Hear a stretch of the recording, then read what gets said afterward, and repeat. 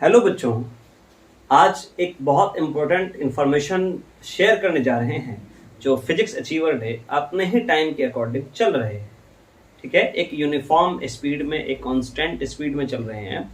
और इन्फॉर्मेशन ये है कि सबसे पहले इन्फॉर्मेशन बताने से पहले हम आपको ले चलते हैं बैक में चलते हैं कि अभी बात कर रहे हैं हम फिजिक्स 12th क्लास के लिए जो अभी चल रहे हैं फिलहाल।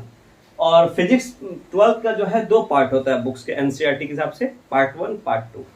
पार्ट 1 में 8 चैप्टर है, इलेक्ट्रोस्टैट के 2, उसके बाद करंट है, उसके बाद मूविंग चार्ज मैग्नेटिज्म है, 5वां है मैग्नेटिज्म एंड मैटर है, 6ठा है ईएमआई, 7वां है एसी और 8वां है ईएमडब्ल्यू इलेक्ट्रोमैग्नेटिक वेव। ये 8 चैप्टर कवर हो चुका है फिजिक्स अचीवर के अंदर में आज के डेट के अकॉर्डिंग। ठीक है, उसमें क्या क्या हुआ, पार्ट 1 में जो सेक्शन कंप्लीट हुए हैं उसमें कंप्लीट ये हुआ है कि हमारे पास जितने भी एनसीईआरटी के टॉपिक्स हैं, जितने भी टॉपिक्स हैं, ऑल टॉपिक कवर हुए हैं, यानी कि कवर्ड ऑल टॉपिक्स। जितने टॉपिक कवर हुए हैं उसी के ऊपर न्यूमेरिकल भी क्लास में भी करवाया गया है। उसके बाद असाइनमेंट में भी क्वेश्चन करवाया गया है, जैसे असाइनमेंट शीट दिया जाता है जिसमें 70-80 क्वेश्चन मिनिमम रहता है। जैसे हमारे पहले चैप्टर में 100 क्वेश्चन था, या सेकंड चैप्टर में हमने कम से कम मोर देन 75 क्वेश्चन हर चैप्टर में हम कवर करवाए हैं। ठीक है, क्लास में और क्लास के बाद जो असाइनमेंट जो दिया था उसमें। उसके बाद उस जितने चैप्टर पढ़ाया गया 1 to 8 में जो इंपॉर्टेंट क्वेश्चन है जो कवर होता है एग्जाम में, उसको भी बताएंगे कि बेटा ये आपको क्वेश्चन पढ़ लेना है, वो भी कवर हो गया है।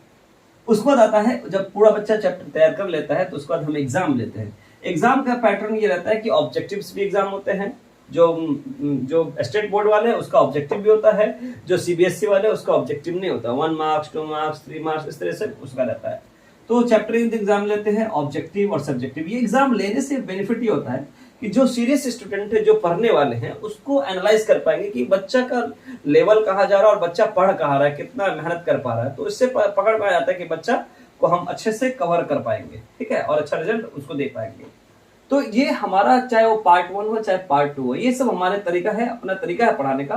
पहले कवर करेंगे, एनसीईआरटी टॉपिक कवर कर लेते हैं, फिर न्यूमेरिकल बनवाते हैं, फिर इंपॉर्टेंट क्वेश्चन आपको बता देते हैं, फिर उसका एग्जाम लेते हैं, तब जाकर एनालिसिस करते हैं स्टूडेंट्स के ऊपर। अब बात आता है पार्ट 2 का जो स्टार्ट होने जा रहा है 27 सितंबर से, ठीक है, 2022, और वो खत्म होगा। वो मतलब उसके अंदर में ऑप्टिक्स आएंगे, 2 पार्ट, ऑप्टिक्स के 2 चैप्टर है, रे एंड वेव। उसके बाद आपको मॉडर्न फिजिक्स आएंगे।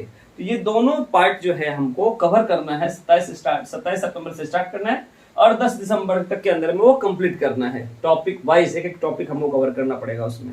तो जो बच्चे अभी भी लगता है कि उसका सिलेबस कहीं नहीं हो पाएगा, अभी आपके पास टाइम है, और या फिजिक्स अचीवर में आप कुछ भी पूछ सकते हैं, चाहे वो कॉन्सेप्ट का मामला हो, चाहे न्यूमेरिकल्स का मामला हो, चाहे वो एक पॉइंट का मामला हो। ऐसा क्यों हो सकता है, हाउ एंड वाई क्वेश्चन आप कर सकते हैं, सर ऐसा हम नहीं मान रहे हैं, तो उसके ऊपर आपको एक डिटेल्ड कॉन्सेप्ट दिया है कि ऐसा होगा, और ये प्रैक्टिकल नॉलेज दिया जाएगा। नहीं, जो तरीका है आपको, जब तक आप सेटिस्फाई नहीं होते तब तक आपको अचीवर छोड़ता नहीं है।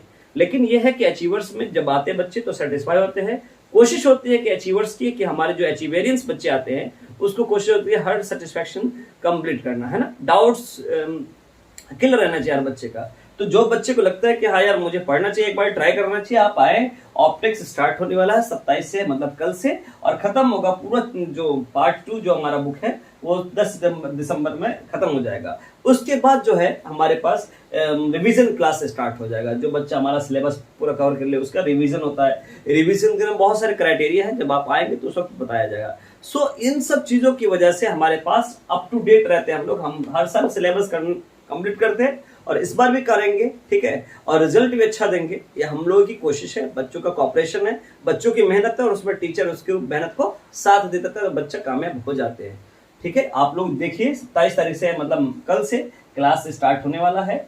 आप आइए, और टाइमिंग है आपका जो 3 टाइमिंग है। एक टाइमिंग आपका सुबह 7 से 8 है, ठीक है, दूसरा जो टाइमिंग है 10 से 11 है सुबह में, और शाम वाला जो बैच है वो आपका 4 से 5 बैच है, ठीक है। तो आप तीनों बैच में किसी बैच में आप ज्वाइन कर सकते हैं, आपके लिए बेहतर होगा। एक बार जरूर आए और अपने आप को निखारे कि हम जो हमारे पास डाउट रहता है क्या अचीवर में क्लियर होता है कि नहीं होता है, फिर आप फीडबैक दें। Thank you.